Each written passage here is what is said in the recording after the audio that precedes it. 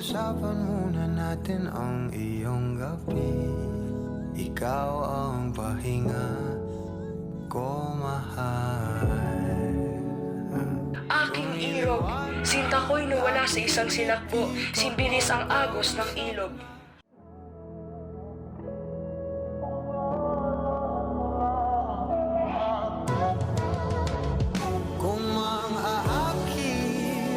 Karibal ko sa pag-ibig, lilim lang ang aking mga kabanalig, iniwan akong laylay ang bisig. Kung makakakit ka na naman, pwede bang sa akin lang?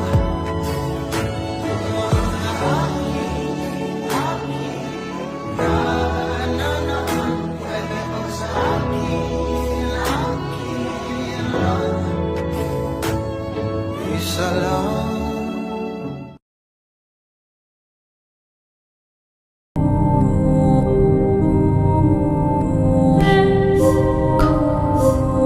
Kung sino man ang naririto, ako ay iyong tulungan. Sino ka? Huwag kang lumapit sa akin. Hindi ka makakaalis ng buhay kung ako iyong hahawakan.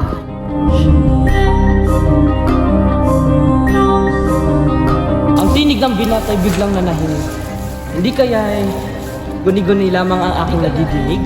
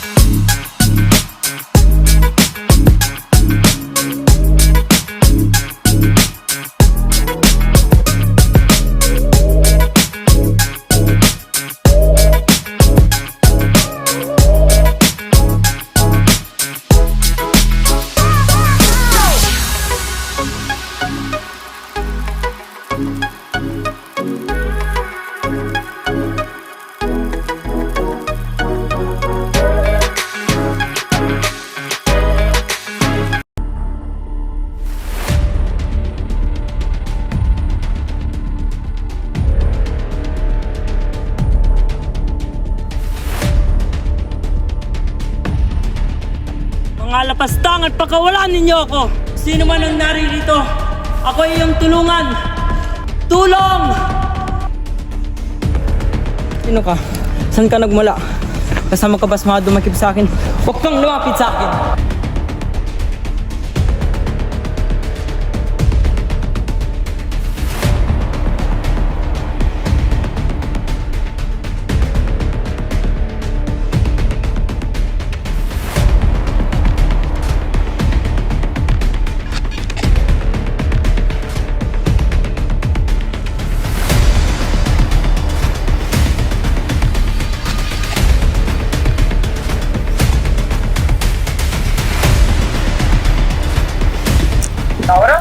Donate? Sa awa ng Diyos! Ready na? Aladdin?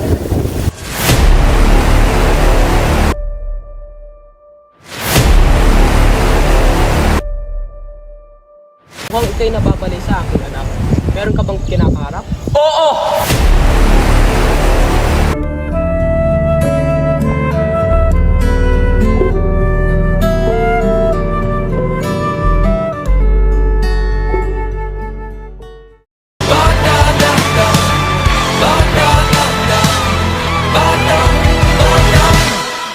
Pilipinong kabataan na pag-asa ng bayan. Halika na, tuklasin ang mundo puno ng isipanin. Halika na, tuklasin ang mundo puno ng isipanin.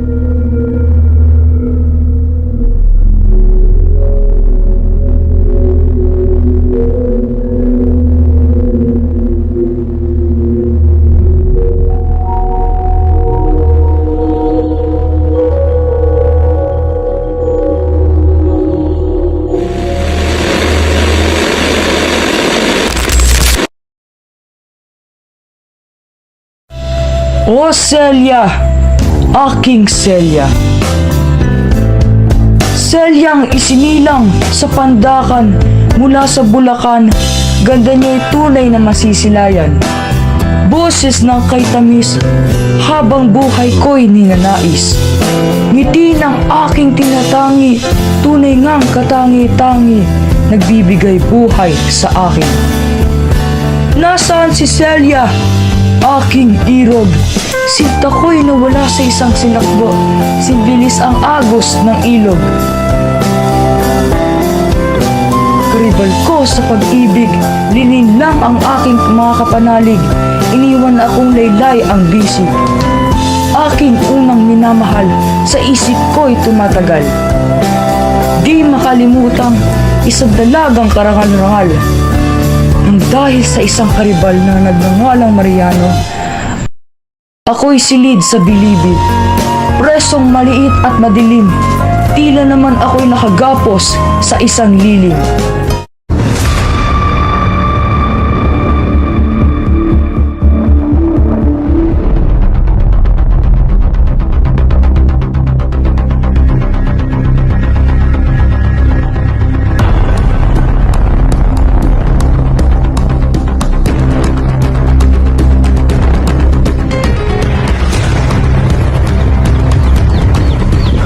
Aking Laura, aking Sinta, hindi ko kakayanin kung ika'y mawawala.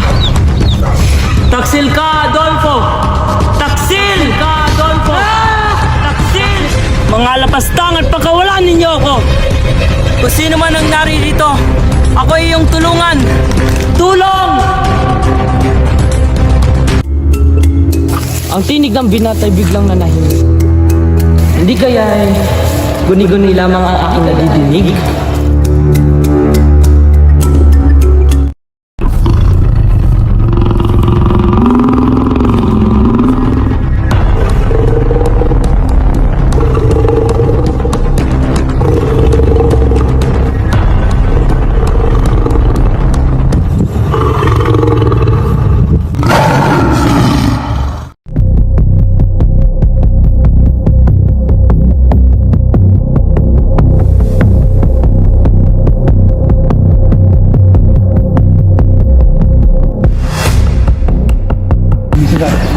Ginoo, gumising ka.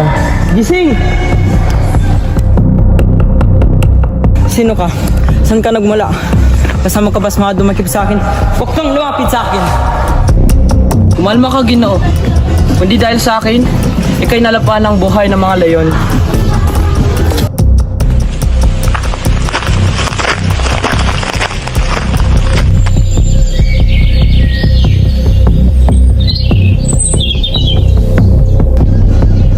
Paumanhin, kung maaari akong magtanong, bakit mo ninais na ako'y habagan ng iyong kabutihan na tumulong?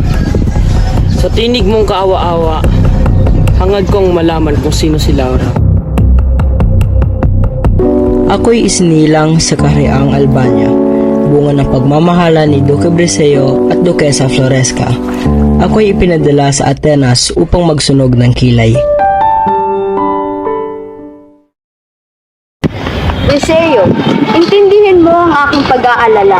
Naalala mo ba noong bata pa si Florante na muntikan na siya kuhanin ng buwitre?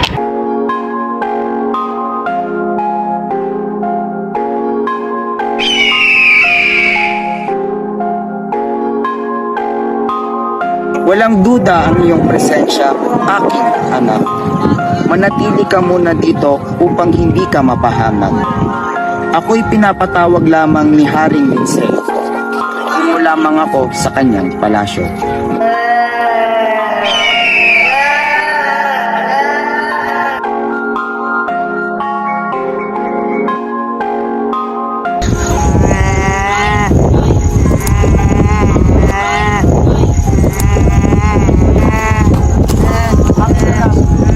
Menalipo, buti na lamang ika'y nandito. Walang anuman, hindi pa ito ang kanyang kaiinat na. Naiintindihan ko aking asawa. Sa kabutihang palad, iniligtas siya ni Menalipo. At ngayong nasa tamang edad na siya, Oras na upang matutunan niyang tumayo sa kanyang sariling paa. Kung siya ay ipapadala sa malayong lugar upang mag-aral, paano ko siya maaalagaan? Huwag kang mag-alala, aking prinsesa. Nasa mabuting kamay siya ni Antenor, aking matalik na kaibigan. Walang duda ang kapindihan ng ating profesor. Tunay ngang mahusay si Profesor Antenor, lingkod sa iyong kaalaman, nagkaroon dito sa Atenas si Florante, ang anak ni na Duque Briseo at Duquesa Floresca na upang mag-aral. Florante? Oo, nagwala sila sa akarian ng Albania. Si Florante na mula sa kaharian ng Albania? Kung ay aking natatandaan na, ikinagagalak ko mapagtanto mula sa iyo na siya ay ating maging kapag-anak. Ikinagagalak ko na makita kang ligtas.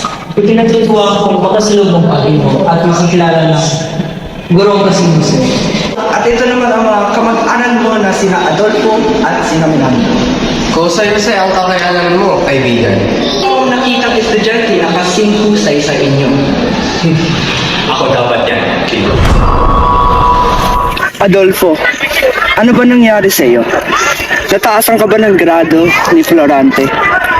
Huwag po kayo mag-alala, Profesor. Sapagkat makukuha ko muli ang nararapat kong pwesto. At ito ang naging sanhi ng pagkainggit ni Adolfo. Maging mahusay kay sa iyong dula-dula. Magiging maayos po ang daloy nito sa galing ng kaibigan ko. Gamit ang magaan na pakpak ng pag-ibig, tinamaan ko. Adolfo? Hoy Adolfo, ano yung pinaplano mo? Para sa mabato, limitasyon ay hindi maaaring mapigilan ang ibigan. Ngunit ang espado kong ito ay papas lang sa sino man mananakit ng kapwa. Adolfo, itigil mo ano man ang iyong pinaplano.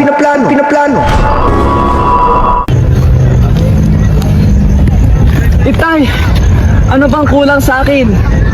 Ang maungusan ako ni Florante ay wala sa aking plano. Huwag ka masyadong mag-alala.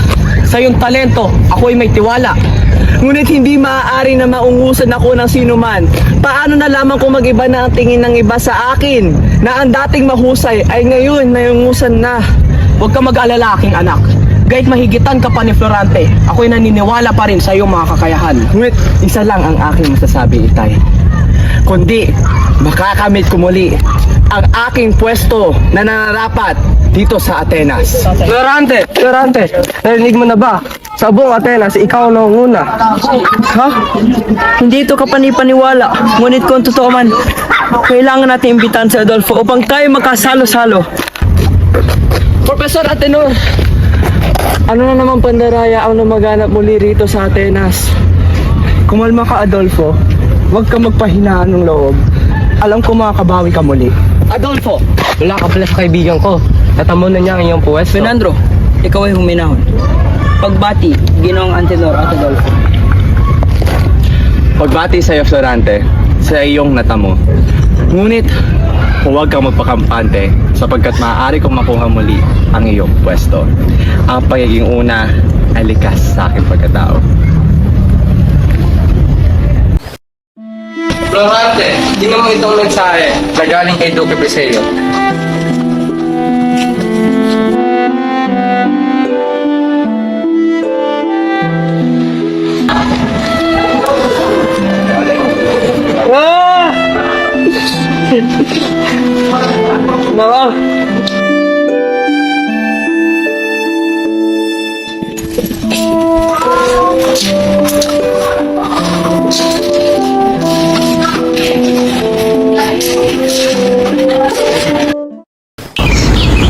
Ama, totoo bang nakasulat sa inyong pinadalang kalatas? Hindi man ka nais-nais ang mga pangyayari, halika't pubaroon tayo sa palasyo ng hari.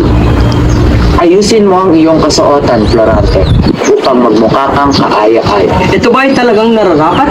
Pag-usapan na lang natin ng aking inang nasawi.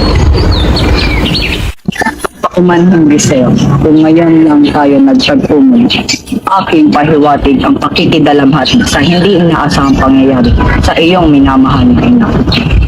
Salamat sa iyong pakikidalamhati, aking Pad. Hangad ko na lamang malaman ang kalagayan ni Laura.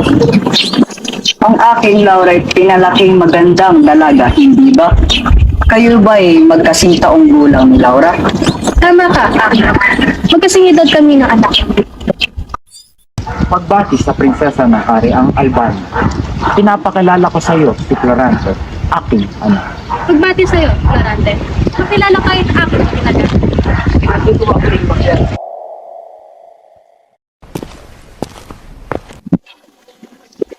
Kayo'y aking ipinatawag sa aking palasyo dahil sa pagsalakay ng mga Moro sa kaharian ng Crotona. Sinalakay? Ama, kailangan natin tulungan na aking lolo't lola. Kalma ka, Florante, kalma. Kaya nga kita pinatawag dito upang hirangin bilang general ng hukbo. Dinseo, hindi naman sa ikay aking tinutuligsa. Ngunit, iyo bang ipapatala ang aking anak sa tigmaan upang magpaglaban sa mga Moro? Ama, ikay kumalma. Tiyak ako'y makakabalik muli sa Albania. Aking tinatanggap ang aking mabigat na responsibilidad.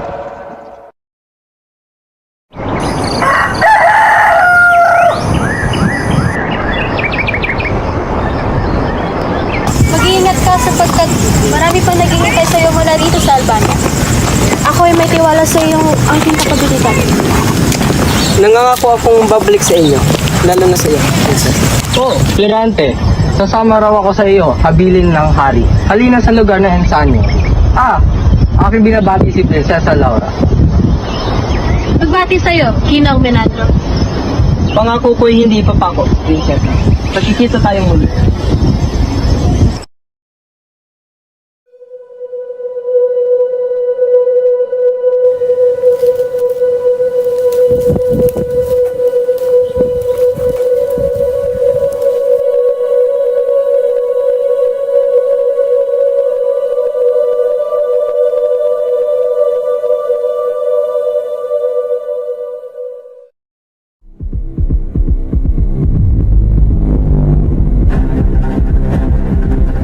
Sa isang sulya pa lamang, tila ito na ang dakong Crotona.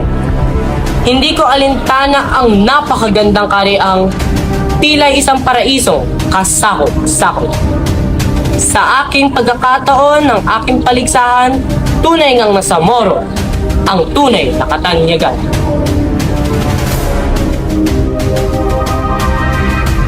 Hukbong, halina't salakayin ang Crotona. Osmalik, sa iyo ko tinataas ang pagpapalawig ng kapangyarihang Moro. Ikaw ba magiting na general na mula sa Albania? Oo, tungkulin ko ang kaligtasan ng karaang bilid. Ha! Huwag ka magbayabang, sapagkat ako rin ay iyong halintulad. General sa general, tayo makipaglaban. Hindi ko hayaang pagsamantalahan ng mga Moro ang karaang Crotona. Ang hukbong Kristiyano ay naghahangad ng katarungan. Halina tayo makipaglaban.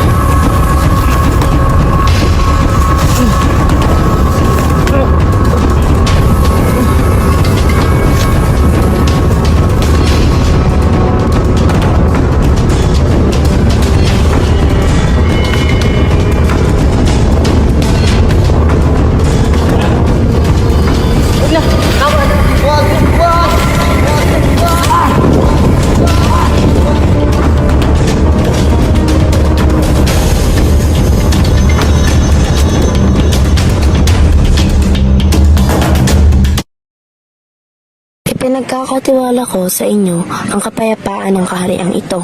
Ang inyong kagitingan ang magdadala sa aming kaayusan. Daos naming tinatanggap ang tungkulin. At ang mga hukbo sa dakong Persya ay aming lilitisin. Kailangan na nating makabalik sa Albania. Bilisan mo sa paglalakad, Beate. Tila yata nagmamadali ka, Florante. Hindi kaya may pangako sa prinsesa? Tama na sa pangkasa. Maglakad ka na lang. Huwag mo kapilis ang ating pagkuhin. Masyadong matampuin ang dandahan mo, Florante. Tingnan mo, sino ang mga iyon? Ha? Bakit? Tila yata may mga sundalong nakapalikod sa taong takip-upa. Hindi kaya pabubutan siya ng ulo. Ngunit di naman ganun kalupit si Aring Enseo at hindi lang man, siguradong papasukitin siya ni Puto Preseo. Kailangan natin siyang tulungan. Ang dami ng mga sundalong iyon at siya ay may sandata. Sigurado ka sa desisyon mo, Vincent. Natalo natin ang hukbo ng mga Moro. Sigurado kung kaya din natin ang mga ito. Mukhang napapalapit ang damdamin mo sa laban. Manahimik ka.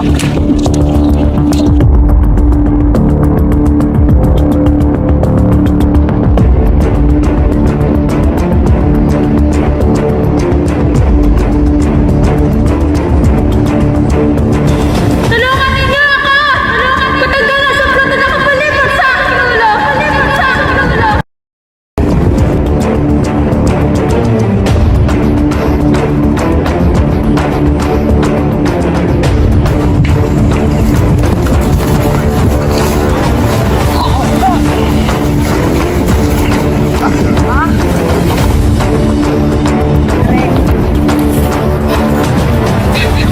Binibing, hinihiling kong ikay kumalma. Inayos kitang tulungan sa pagkati. Ay iwasan kung tayo magkati. Laura, anong iyong ginagawa rito?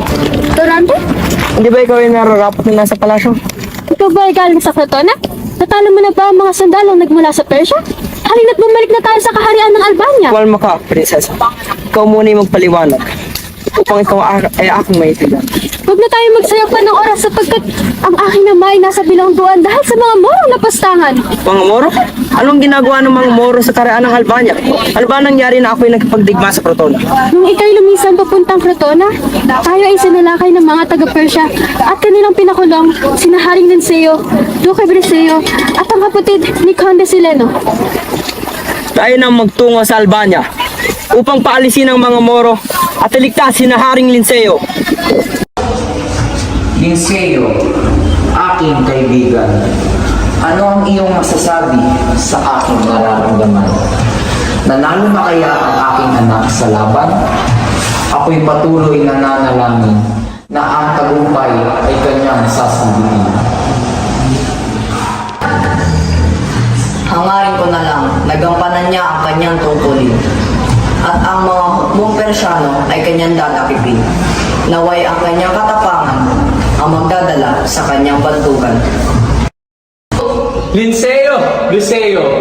Ano ang iyong maaasahan sa kanyang katapangan kung wala naman itong kaakibat na kahusayan? Miski mga bagitong general ay hindi niya magapi-gapi. Baka mga magigiting na general ay hindi niya mahali-halili.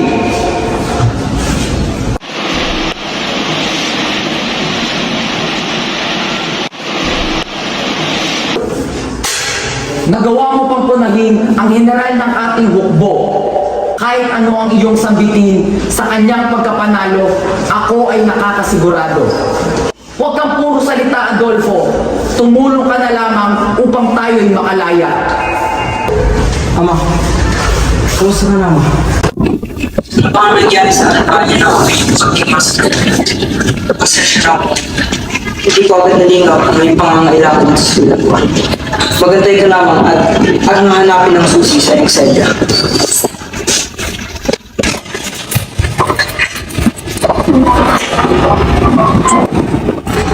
Florante, ano ang ginagawa mo dito sa loob ng bilangguan? Hindi ba't ikay aking inatasan?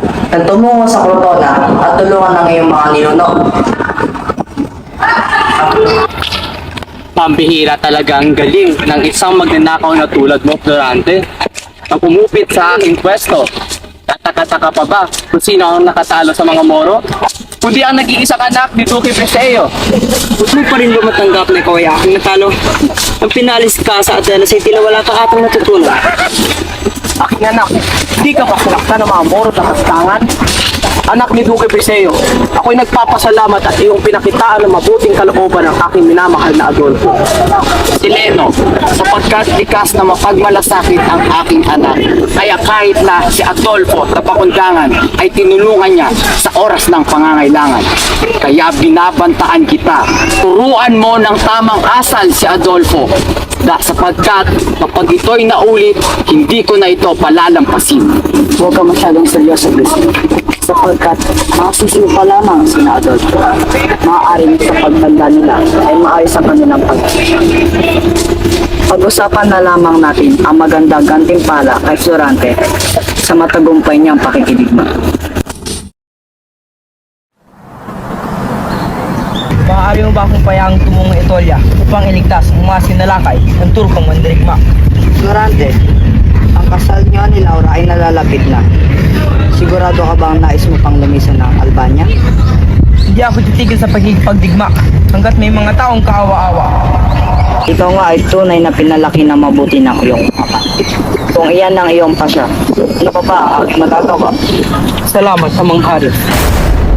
Sa Albanyang puno ng karigtan na balutan ng kalagiman, sa panghihimasok ng mga Turkong hangad ay teritoryo, kapangyarihan ay pagmamalabis at mapang-abuso.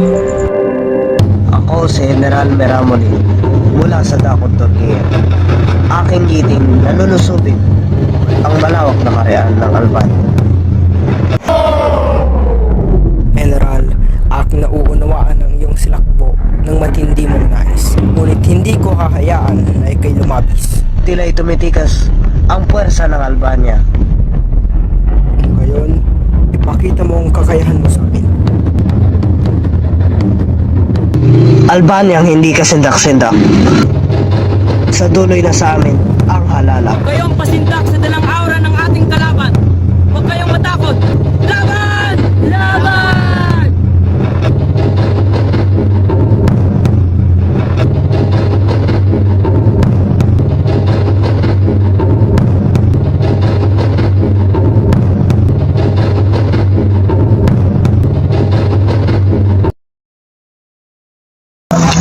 Florante, may mensahe dito para sa iyo galing kay Haring Linceo.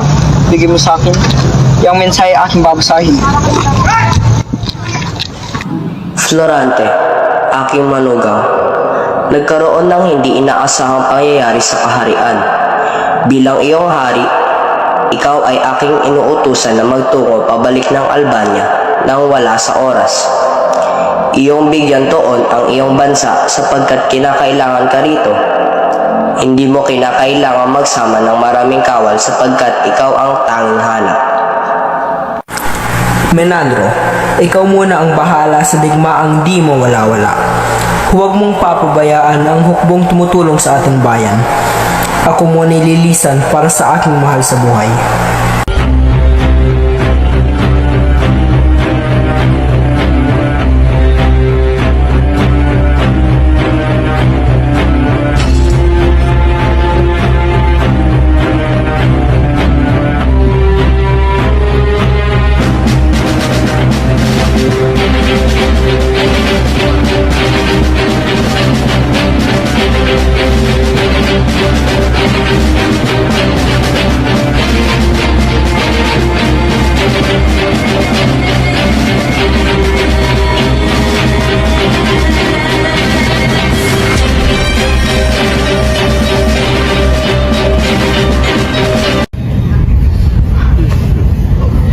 Mapagdinlang na anak ni Duque Brescio na general ni Haring Linceo na nagpauto lang dahil sa isang kalatas. Rodolfo, Taksil, pakawalan mo ko. Kailangan ako ng Haring Linceo sa palasyo. Tumahimik ka sapagkat baka hindi ka na maaari sumabad kapag ikay nawalan na ng buhay. Rodolfo, Taksil, pastangan sa kandemonyo. Ikulong nyo si Florante. Ikulong nyo ako. Itubayin ito, Florante. Tapos nyo si Florante. Sinta, sa'yo aking ibinibigay. Ang puso kong sa'yo lamang naghihintay. Ang mga bituin ng kay lambing, pinapangako ko sa'yo alagin. Ikaw lamang ang aking mamahalin. Sa iyong pagsagot, puso ko'y sumasaya sapagkat sa mga araw na darating, tayo'y magkasama. Sa piling mo, buhay ay kay kaya. Oo, aking sinta. Sa iyong pag-ibig, ako'y nagpapasalamat. Tila yata'y nagkakatuwaan kayo, aking. Ngunit, kagandahan ni Clerda ay walang katamas. Bilang iyong ama, inatasan kitang ibigay sa akin ang pag-ibig ng iyong kasintahan. Ngunit ama, akin na siya. Yan ang malinaw na paalala. Kaya kong lumaban. Kaya ko itong ipaglaban!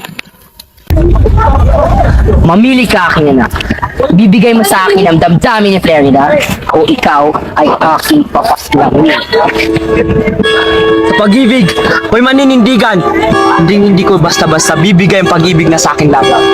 Handa akong mamatay. Kahit kunin mo man ang aking buhay, kung masisiguro ito ang kaligtasan ni Clarita. Mas pipiliin ko pang mapaslang kaysa makita ang buhay niya na nasa iba. Mahal kita. Iyon ay tunay. Ngunit ngayon, ang aking pag-ibig ay kailangan mo nang itago. Tandaan mo, Aladdin, ang pagpaparaya ay tanda ng tunay na pagmamahalan. Babalikan kita. Ako'y nangangako magbabalik aking Clarita. Sa aking pagbabalik ay sana'y matibay at hindi ka sumusuko sa aking ama. Sabay tayong maglalayag sa kawalan. Layuan mo ako! Taksil! Mapapasakin ka na, Laura.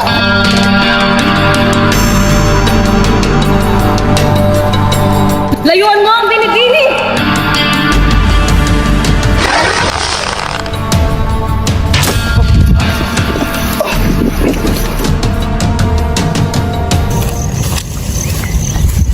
Binibini, ikaw'y gumising. Kaya mo pa bang tumayo? Lumayo ka sa akin. Ako ang prinsesa sa kaharian ng Albania. Hindi ka makakaalis ng buhay kung ako yung hahawakan. Kumalma ka. Hindi ko nais na ikaw ay saktan. Nais lamang kitang tulungan sa lalaking nais sumawak sa iyo. Paano kung maupo muna tayo?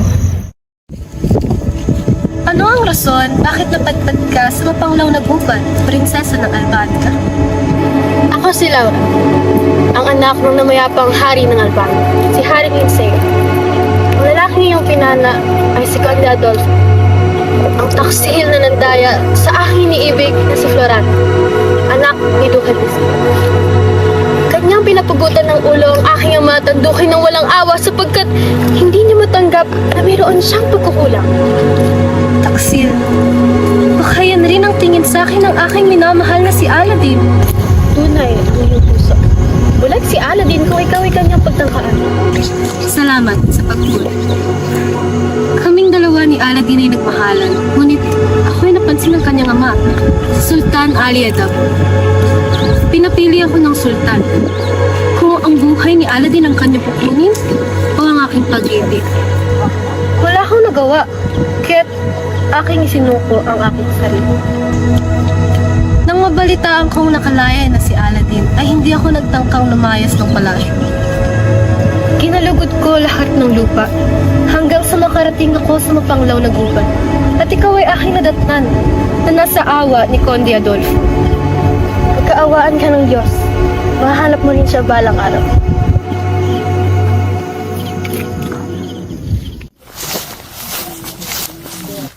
Ipakilala mo ang iyong sarili. Sino ka? Laura? Florante? Sa awa ng Diyos! Larida? Aladdin?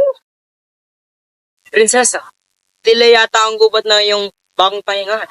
Kung makapagsalita, ikaw nga dyan puro na nanigmaan. Aking Sinta, ba't ka nandito? Di ba dapat ikay nasa Persia? Sa piling ng aking ama? Hindi ba't sinabi ko sa'yo na mahal kita? Na hindi kita iiwan? Eh bakit parang mas gusto mong nasa piling ako ng iyong ama? Wala akong mabibigay sa'yo, Larida. Lumayas ako ng Persia, hindi na ako anak ni Sultan. Wala akong pake sa mga material na bagay na iyong may bibigay. Basta't makasama lang kita habang buhay ay ako na ay masaya. Laura, aking prinsesa, ayos ka lang ba? Ngunit tila yata hindi ka naman nasaktan. Ano na ba ang nangyari sa Albania nang ako'y nakakapos sa puno ng higera? Hinatalsik ni Adolfo ang aking ama. Nilusob ang ating kaharian ng kalaban at pinakitil ni Adolfo sina Haring Linceo at Duque Briseo. Lapastangan! Asan ang taksil? Adolfo? Prinsesa? Hindi ba yan ang pangalan ng lalaking aking kinana? Ang lalaking nais sumamak sa iyo? Hamakin? Ano ba ang nangyari? Anong gustong gawin sa'yo ni Adolfo, Laura? Kasintahan ni Aladdin, maraming salamat sa iyong pagligtas sa aking kabiyak sa puso. Walang anuman. Florante, aking kaibigan. Ano ang hiling mong gagawin sa mga kalaban sa loob ng iyong kaharian? marunong kang gumamit ng pana, hindi ba, Florida? Tara at samahan mo kami. Babuwiin natin muli ang Albania.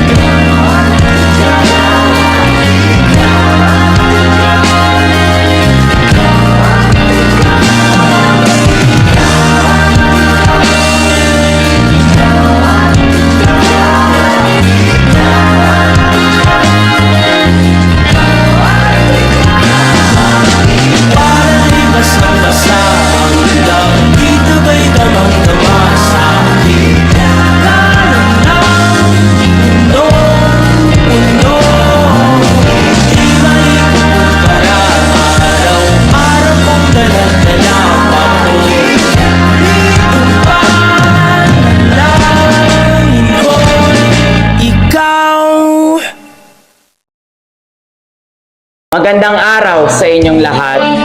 Narito tayo para sa pag-iisang dibdib ng magkasintang sina Florante at Laura. Florante, aking iniibig. Aking pinasasalamatan ng Diyos na ikay aking nahanap sa mga oras ng kahirapan na aking naranasan. Kahit bilang lamang ang mga pagkakataon na tayo magkasama noon, ngayon ay masusuklian sapagkat tayo pinag-isang dibdib na ng Diyos. Sa mga araw na tayo hindi magkasama, ako'y nagpapasalamat na ikaw na ang aking asawa. Laura, aking minamahal na siya. Ako'y nagpapasalamat sa Panginoong mapagpala na ikaw ay aking makakasama. Ngunit hindi lamang iyong kahali-hali na ang tulak sa akin upang ako'y maging interesado, kundi pati na rin ang iyong husay at kabutihan. Laura, sang-ayon ka ba na tanggapin si Florante bilang iyong minamahal na kabiyak? Ang iyong kasama sa hirap at ginhawa, sa saya at kalungkutan.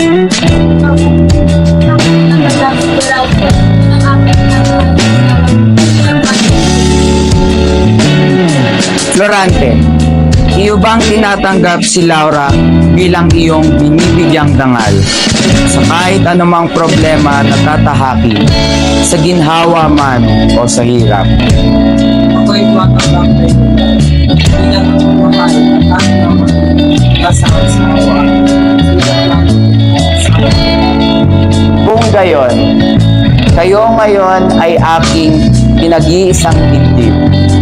Pinapaubaya ko sa ating Panginoon ang inyong hinaharap at ang Diyos na ang gagabay sa inyong pagmamahalan.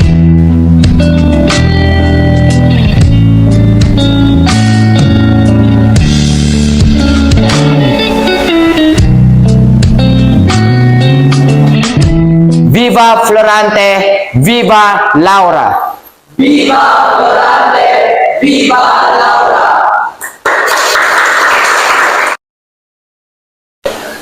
Flerida at Aladdin, sundin ninyo ang aking sasambitin. Ako ay nangangako. Ako ay nangangako Ng katapatan sa krus ni Kristo. ng katapatan sa krus ni Kristo. At sa pananampalatayang At sa pananampalataya, kinatatayuan nito. kinatatayuan nito. Isang simbahan, Isang simbahan, banal na katoliko, banal na katoliko, at apostoliko, at apostoliko, na may biyaya na may biyaya at kaligtasan at kaligtasan para sa lahat. para sa lahat. Kinikilala ko Inikilala ko na lahat ng tao na lahat ng tao ay aking mga kapatid. ay aking mga kapatid.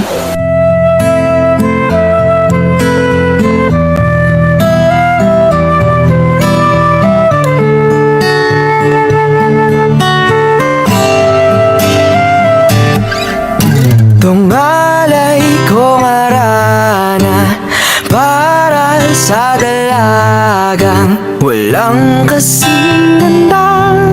Amoy roses ang sinang